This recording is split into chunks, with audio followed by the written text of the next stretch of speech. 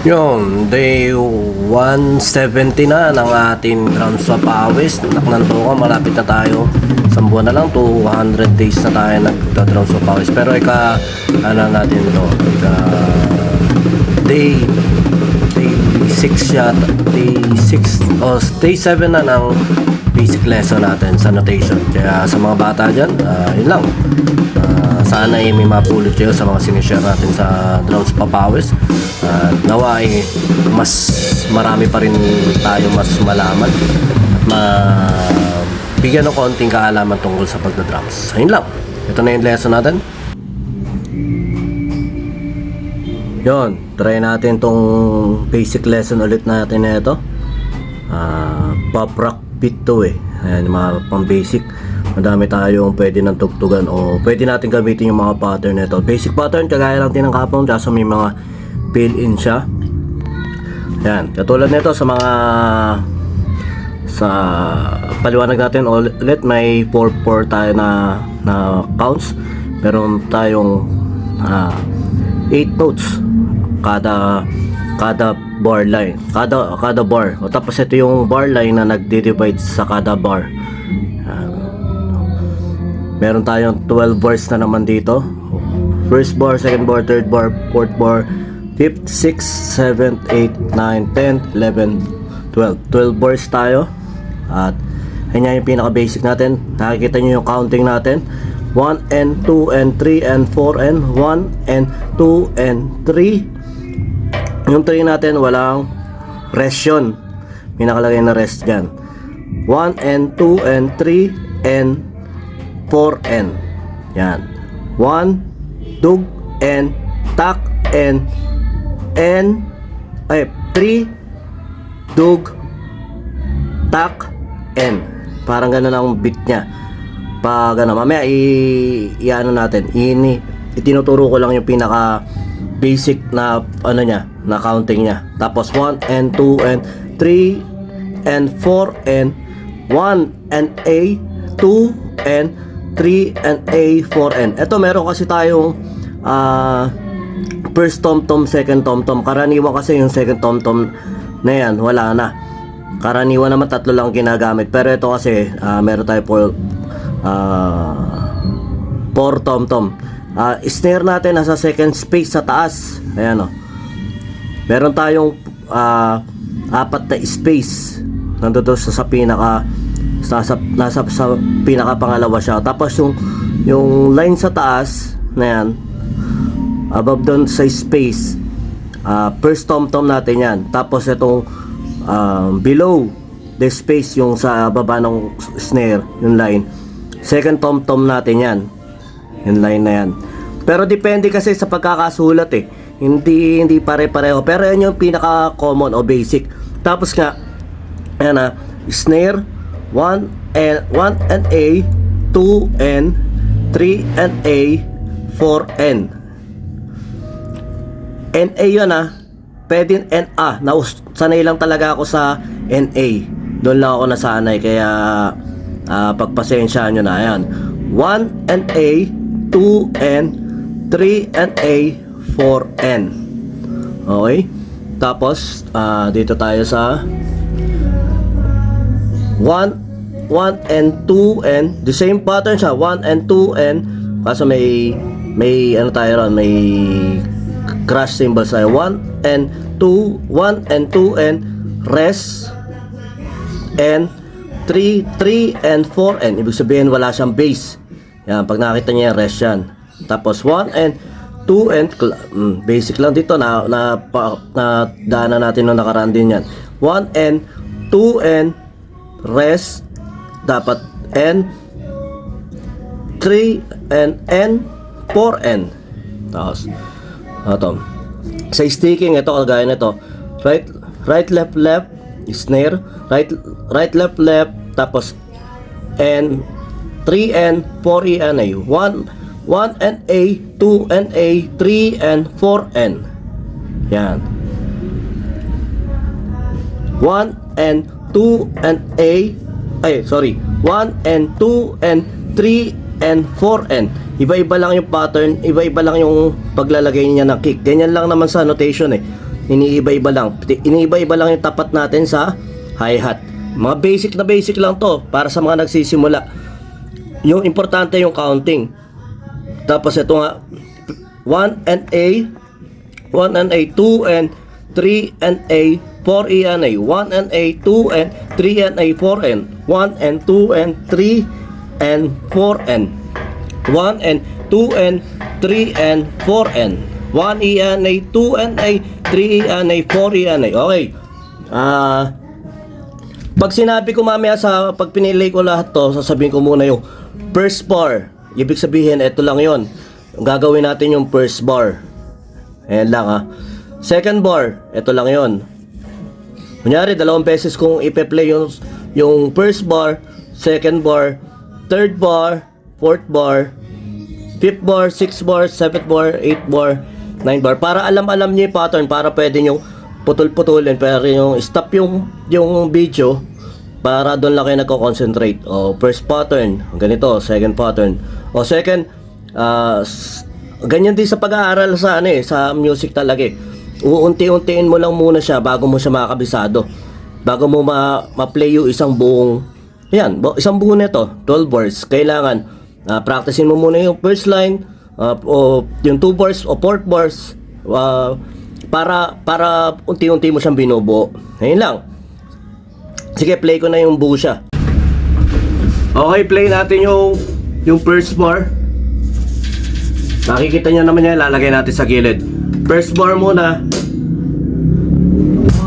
and 2 and 3 and 4 and ulit, 2 beses sa atin ipi-play yung kada bara para mapamilyar. 2 times sa atin ipi-play. Ngayon, play ko ulit na 2 times ha. 1. Yung first count nya, crush na yon. Basta makita kayong circle. 1, 2, 3, 4. 1 and 2 and 3 and 4 and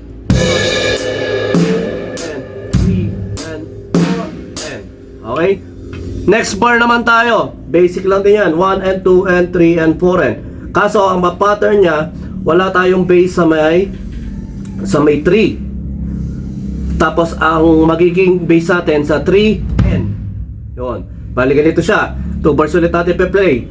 1 and 2 and 3 and 4 and 1 and 2 and 3 and 4 and. Okay? Tapos third bar natin, basic lang ulit. Magkakaroon naman siya ng double bass o parehong bass sa 3N. Bali ganito siya. 1 and 3 and 4 and 1 and 2 and 3 and 4 and. Okay? Ang fourth bar natin, makikita nyo siya. Fourth bar natin, 1 and 3, 2 and 3 and 4 and 1 and 2 and 3 and 4 and. Okay? Fifth bar natin, 1 and 2 and 3 and 4 and 1 and 2 and 3 and 4 and. Okay, 2 bars yun ha. Pinagsasama na natin. Makikita nyo naman siya. Basta kada bar pinagto 2 bars ko muna. Tapos tsaka ko siya ipe-play ng buo. Tapos mabagal lang para masundan ng mga batang drummer o mga gustong matuto mag-drums. 1 and 2 and 3 and 4 and 1 and 2 nasa 6 bar na tayo, 7 bar. 1 and 3 and 4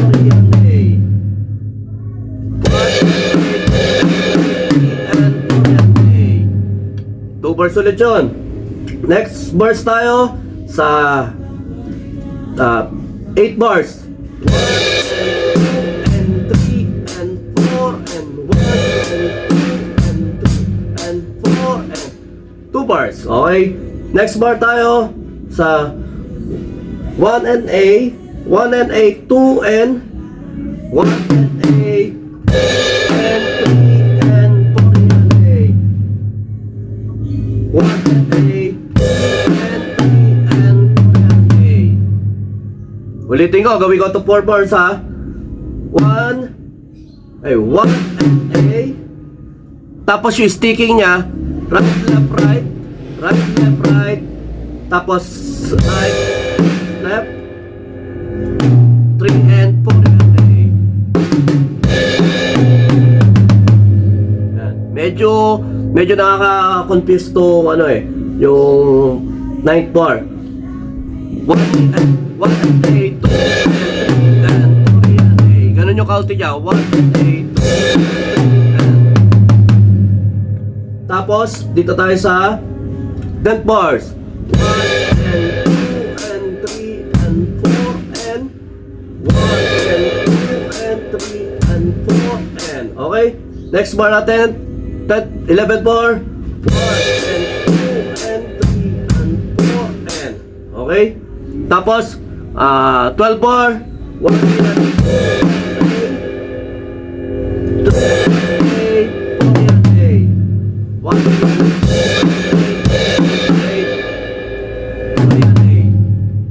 ganun lang siya. 1 E and A,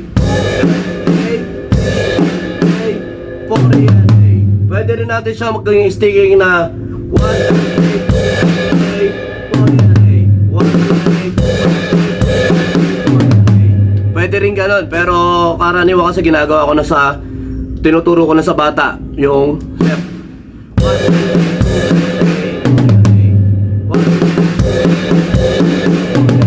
Yan. O kaya nga pwede nga yung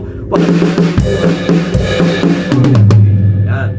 Okay, play ko lang siya ng buo. Tapos ayun na. Maraming salamat sa nanonood sa atin. Pinakamabagal ko gagawin para kahit paano nasusundan natin.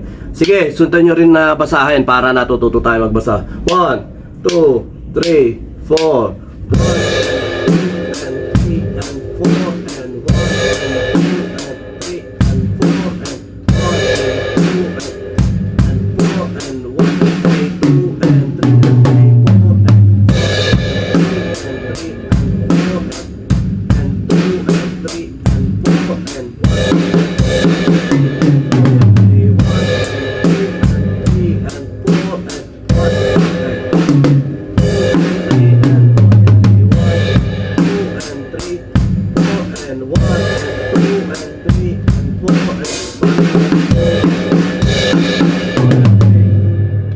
ayun lang, ganun lang siya yung pattern niya pag tuloy-tuloy. Aralin lang natin na unti-unti. Ayan, kumbaga, ginawa ko na isang pattern sa kada lesson para hindi tayo masyadong magtagal at saka para mas maraming matutunan yung mga gusto pang mag-aral. At kung hindi nyo naman naiintindihan, okay lang. Kung pag may tanong kayong konti, pwede naman kayo mag-comment. Pwede rin kayong mag-suggest ng mga paraan pa o pwede natin way ng turuan pa. Tsaka yun lang. Basta dinodocument ko lang to dahil ito nga, parang review na rin sa akin to dahil tagal-tagal ko na rin katamaran na pag-aaral.